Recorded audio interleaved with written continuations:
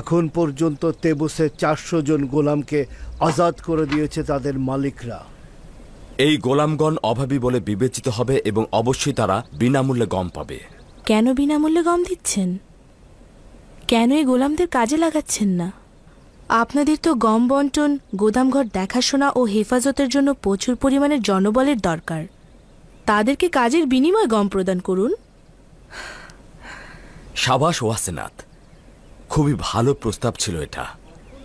জনাব অখুনাতুন ও বানু নিফারতিতিকে অবশ্যই শুকরিয়া জ্ঞাপন করা উচিত, কেননা তোমার মতো জীবনসঙ্গী তারা আমাকে দিয়েছে। আমরা এই গোলামদের ব্যবহার করে আমাদের শ্রমিক সংকট মেটাতে পারি।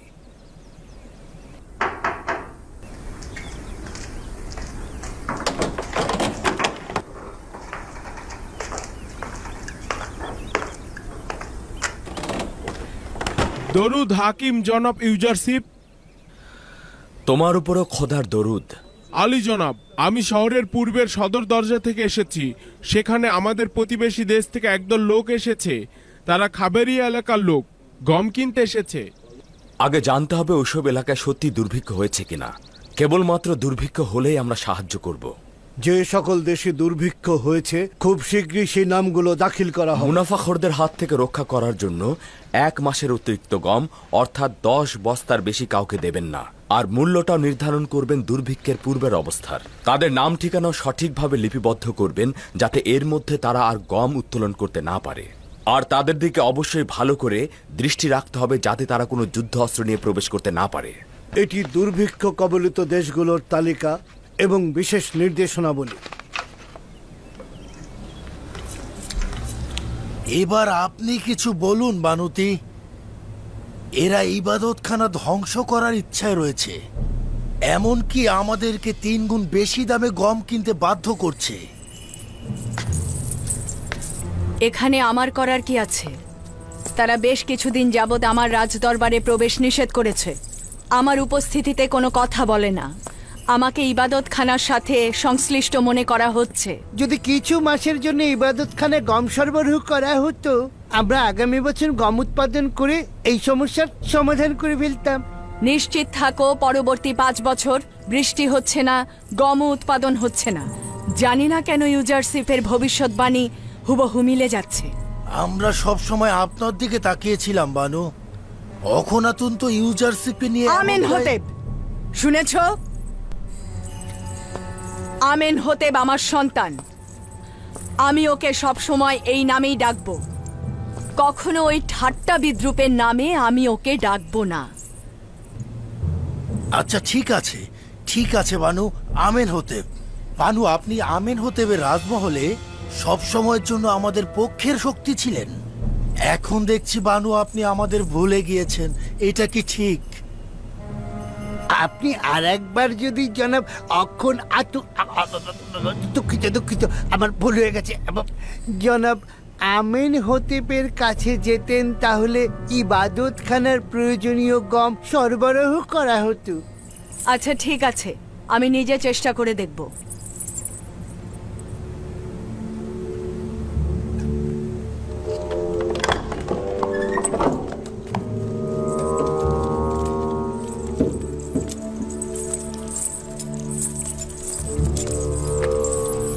খোদাগণের ক্রোধ থেকে বেঁচে থাকো, আমুনের ক্রোধ থেকে বেঁচে থাকো।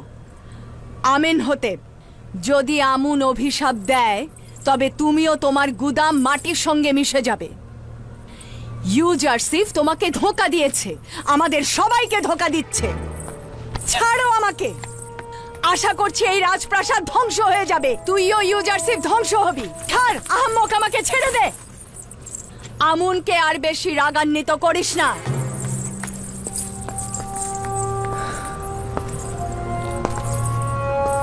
বানুতি খুবই রাগান্বিত।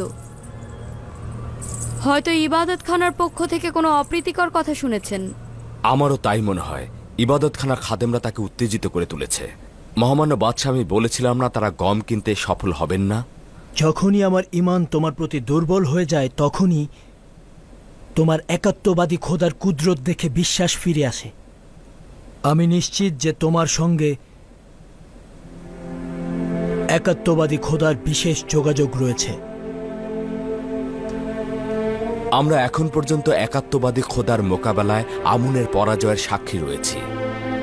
নিঃসন্দেহে গম ক্রয়ের ব্যর্থতা ও নতি স্বীকারের মাধ্যমে অজ্ঞামোহর ও খাদেমদের চূড়ান্ত পরাজয় ঘটবে। আমার ইচ্ছা হলো শিরক ও কুফরের শিকড় পুরোপুরি উপড়ে ফেলে মিশরে একাত্মবাদী খোদার ইবাদত প্রতিষ্ঠিত করা। আমি আপনাকে নিশ্চয়তা দিচ্ছি ওই দিন আর খুব বেশি দূরে নয়। শুধুমাত্র কিছুটা সবুর করুন, যাতে আমুনের ইবাদতখানার ধন সম্পদ কমে যায় আর সাধারণ জনগণের বহু খোদায় বিশ্বাস ভেঙে যায়। তার মানে সত্যি সত্যি সেই দিন আসবে, যেদিন হাজার হাজার বছর ধরে মিশরের এই অত্যাচারী জুলুমবাজ আমুন খোদার সমাপ্তি ঘটবে।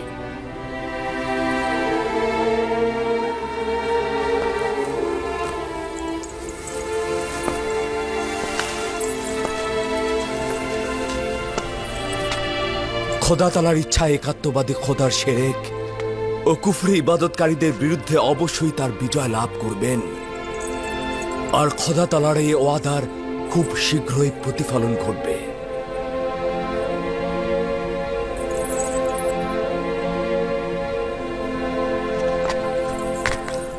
আমার চিন্তা কিন্তু শুধুমাত্র বানুতির জন্য।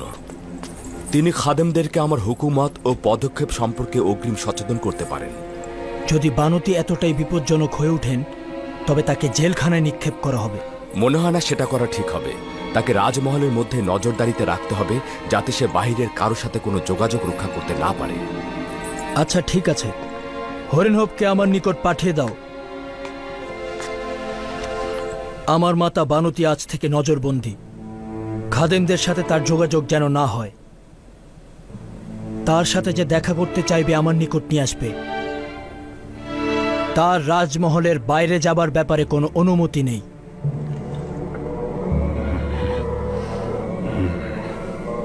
বিভিন্ন দেশের ব্যবসায়ীদের কাছ থেকে খবর নিয়েছি, মনে হচ্ছে না কোনো দেশ থেকেই গম পাওয়া যাবে।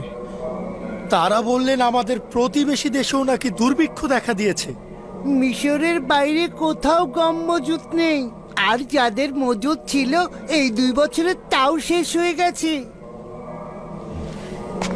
উপায় নেই। আমুনের ইবাদতখানায় হাজার হাজার খাদেমকে ক্ষুধার্ত অবস্থায় মারা যেতে দিতে পারি না।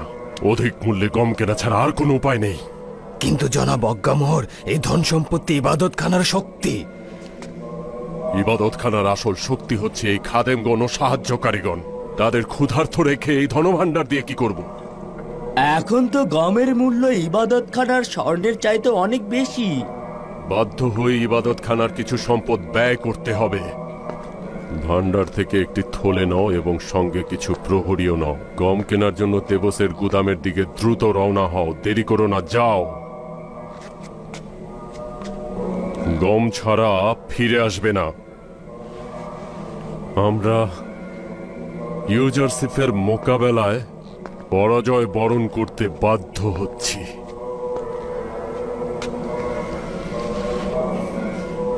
কিন্তু সময় মতো ইউজারশিপ ও অখুনাতুনকে এই হাতের মুঠোয় নিয়ে আসবো।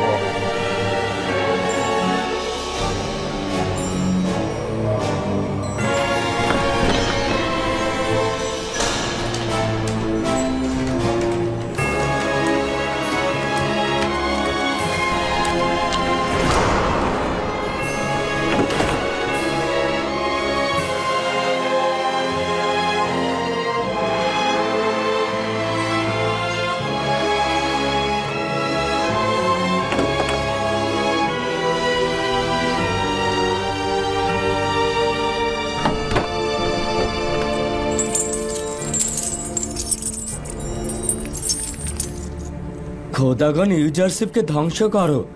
আশা করি আমুনের অভিশাপে সে ধ্বংস হয়ে যাবে। এই ধন সম্পদগুলো আমুনের ইবাদতখানার শৌর্য ও ক্ষমতার প্রতীক। আশা করছি আমাদের খোদাগণের ক্রোধের আগুনে ইউজারশিপ ও তার খোদা এবং অখুনাতুন ধ্বংস হয়ে যাবে।